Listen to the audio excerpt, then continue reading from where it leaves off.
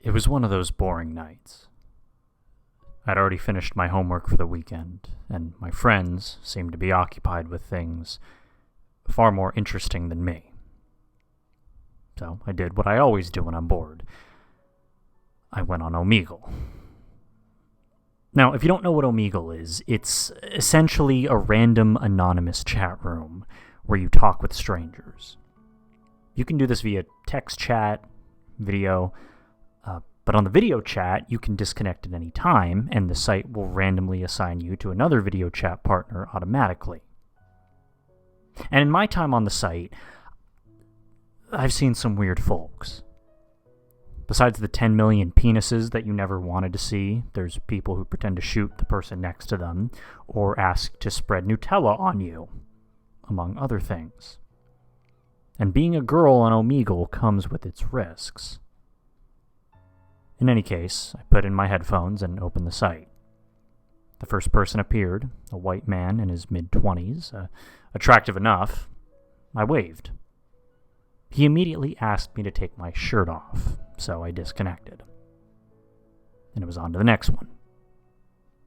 This man was Indian, a very common occurrence on Omegle. He told me I was beautiful and that I should show him my tongue. Not the weirdest thing I've heard, but I disconnected nonetheless. The next partner was a girl. As soon as she saw me, she disconnected. Also a common occurrence.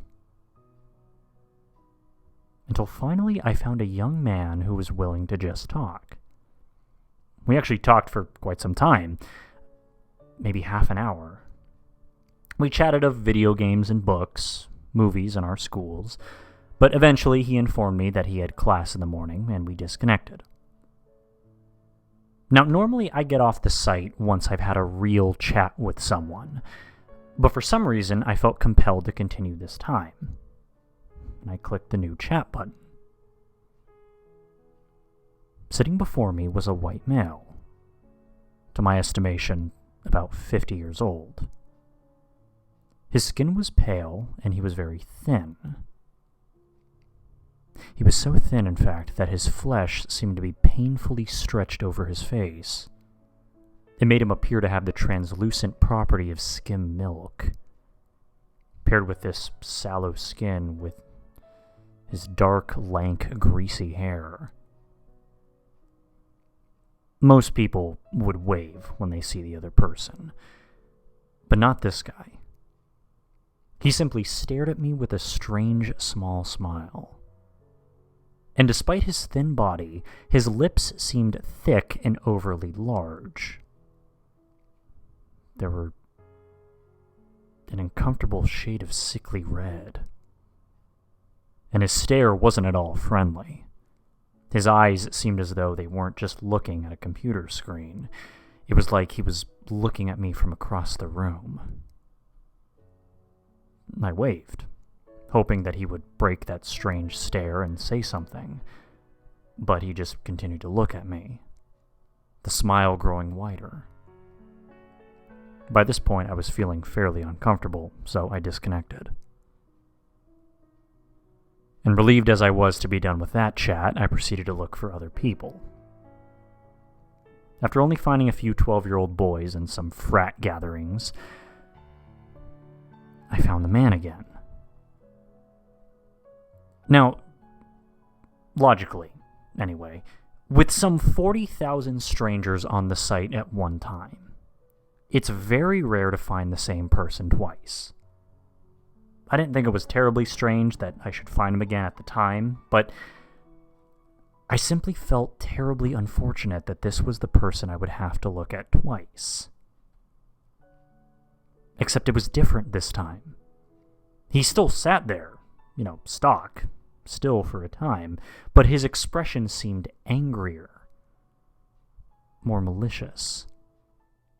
That smile remained. It may have been my imagination in me saying this, but it seemed as though he was leaning in closer to the screen little by little. There was just something about the way he stared directly into the camera that made me scared. It was definitely time to disconnect. But right before I clicked the button, though, I noticed something about his eyes. There seemed to be no irises whatsoever.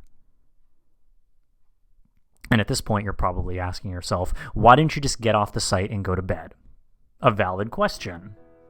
However, I simply felt too scared to go to sleep, as though I would see that man's face staring at me above my bed.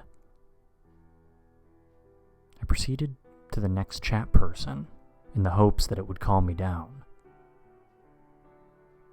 But when I disconnected, his screen went black and then was suddenly there again. I tried the button again and the same thing happened. I was completely paralyzed with fear.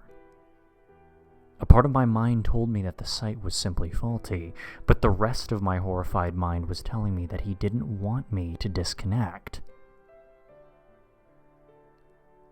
I sat there frozen, staring at the screen, and he stared right back. For the first time, his body moved. He opened his desk drawer and pulled out a paper plate, of all things. Then a pair of scissors. I watched as he crudely cut out 2 small circles and then a larger half circle into the plate. The entire time, he never took his eyes off me. When he held up the plate, I realized what he'd done. He'd created a mask.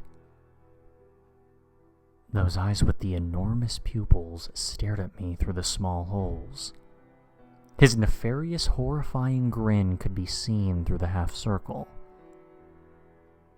And I began to whimper in utter terror, and his responding cackle is a sound I will never forget.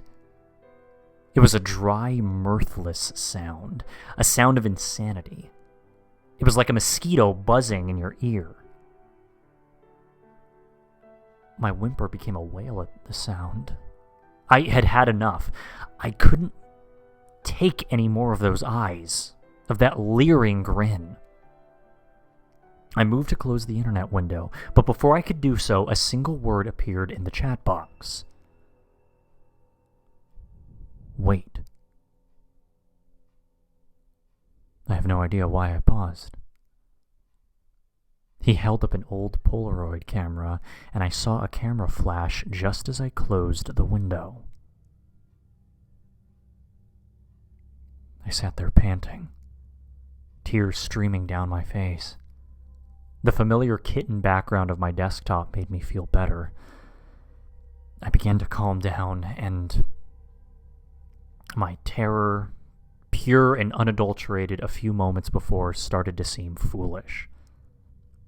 It was just another freak on Omegle. Once I felt I could stand, I closed my laptop and went downstairs. My mother was sitting on the couch, watching Conan. Hi, honey. Oh, you look pale.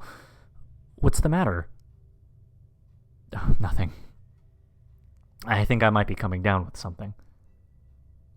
I felt much better now, though, and I went to the fridge for a snack. I got out a piece of cold pizza and perused the refrigerator magnets, flyers, and photos. And then something caught my eye. A Polaroid. A view of myself from the back, sitting in my room and staring at a blank computer screen. And in the mirror above my desk could be seen a man. A man wearing, strangely, a paper plate mask.